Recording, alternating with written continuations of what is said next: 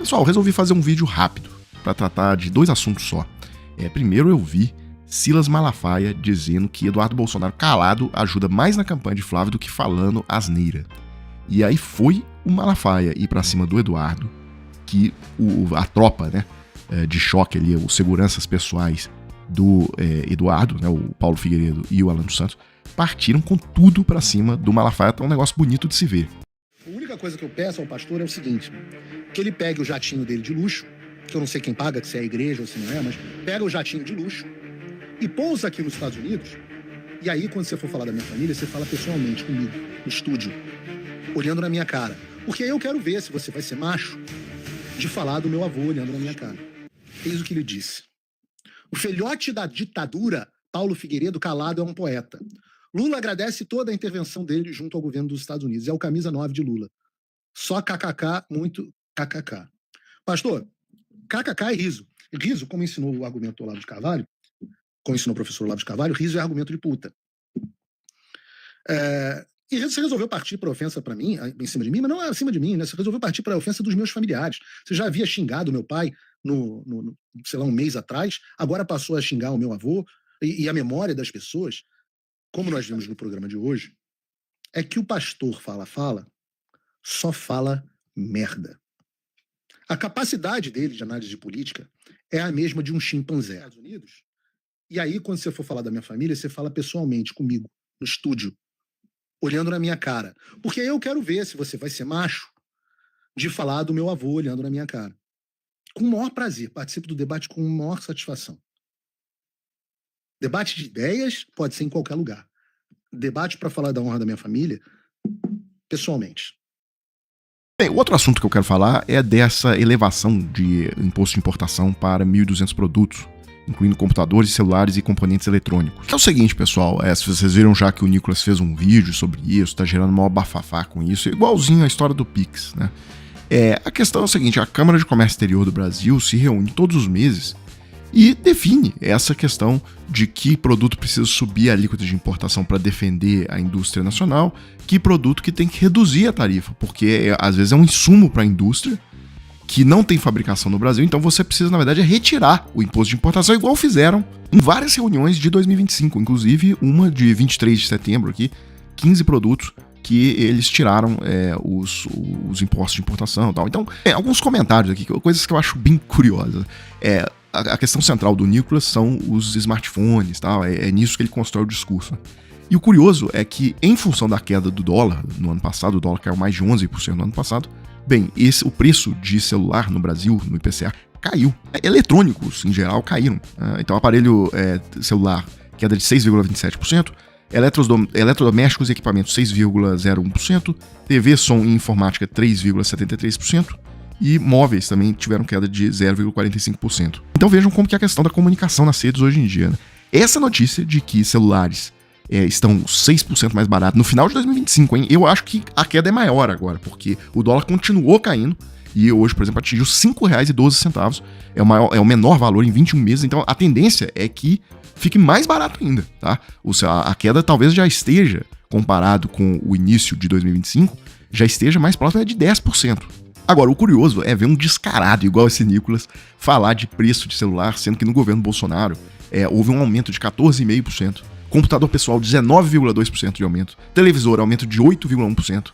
E eu acho curioso, assim, é óbvio que a gente poderia ser honesto aqui e dizer, claro, é evidente que aquela interrupção de cadeias produtivas durante a pandemia tem sua participação nesse aumento, né? Então eu posso ser honesto aqui e dizer que isso não foi só culpa do Bolsonaro, esse aumento.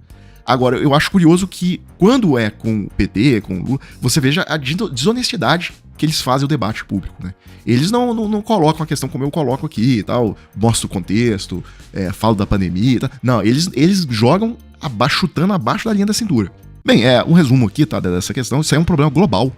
Há uma enxurrada de produtos abaixo de custo vindo da China. A China tem um problema de superprodução, eles não têm o que fazer com essa quantidade de produtos, investiram demais, não tem demanda, e eles saem mandando isso para o exterior abaixo de preço de custo, e isso vai quebrando a indústria do mundo inteiro. Tá? Qual que é o problema disso? É que eles vão promovendo desindustrialização mundo afora, e como eu disse, isso não é só um problema do Brasil. A Índia subiu a alíquota para produtos importados chineses, a Europa já está há anos subindo alíquotas para produtos chineses. Estados Unidos nem se fala, né, com as alíquotas do Trump. Então, há um problema aqui que é o seguinte, o que você quer? De imediato comprar produto baratinho chinês, o consumidor brasileiro vai gostar, ou você prefere, porque esses produtos que tiveram a tarifa reduzida, basicamente todos têm produção nacional, tem produção principalmente lá na Zona Franca de Manaus. Então, o governo poderia deixar essas empresas tirarem a produção do Brasil, tá? Deixar fechar a indústria, grande parte da indústria nacional. Ou ele faz essa medida para proteger contra o dumping e ser mais independente. Aí, isso é questão de escolha. E isso envolve uma questão de longo prazo também, porque qual que é o jogo da China aqui? Ou seja, quebra a indústria mundo afora, e aí quando ela tiver 80%, 90% da produção industrial global, ela passa a ser um monopólio, né? Pode inclusive usar isso como arma geopolítica, como ela faz na questão das terras raras e tal. Ou seja, quando você começa a ter 80% do mercado, no caso de bens industriais, você manda, né? Então isso também é uma questão geopolítica, de segurança nacional e etc. E a questão central aqui era mais fácil, tá, para o governo ser populistão mesmo, vagabundo, e deixa importar tudo baratinho aí da China, o consumidor brasileiro vai gostar, fecha as fábricas aqui no Brasil e segue o jogo. Assim, você faz tudo que você faz pensando única e exclusivamente em ganho eleitoral de curto prazo. Não é essa a forma que o Haddad trabalha. Ou seja, o Haddad tá nem aí pra popularidade, ele faz o que ele acha certo pro Brasil, já mostrou isso várias vezes. Inclusive tocando em pautas extremamente impopulares, né? O pente fino que ele fez em Bolsa Família, em BPC, enfim, ele tá preocupado com o que é certo pro Brasil e é uma pessoa que não se preocupa realmente com popularidade, ele pensa mais a longo prazo, né? Eu não vou dizer que a postura dele tá errada. Aquele caso do Pix é emblemático, né? Ele fez o que era certo, ou seja, era óbvio que, além dos bancos que já tinham acesso àquelas informações, você precisava que essas novas fintechs aí também tivessem acesso. Por quê? Porque o crime organizado tava lavando dinheiro, tá? Por meio daquelas fintechs. Fez a portaria e foi alvo de um bombardeio do Nicolas e tal. É aquela coisa, o Haddad foi a favor de manter a portaria até o fim, depois até reeditou a portaria, que tá em pé até hoje. Ele faz as coisas, o certo pelo certo. Ou seja, tem que combater o crime organizado e tal. O Nicolas, por exemplo, é o contrário. Ele só faz as coisas pensando em populismo barato, de curtíssimo prazo, show pra rede social e tal.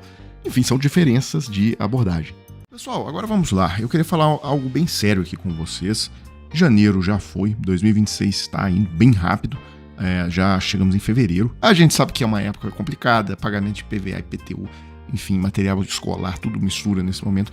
Então, assim, a mensagem aqui é para você que quer uma oportunidade de aumentar a sua renda. Então, é trabalho pela internet, home office, não é bet na casa de aposta.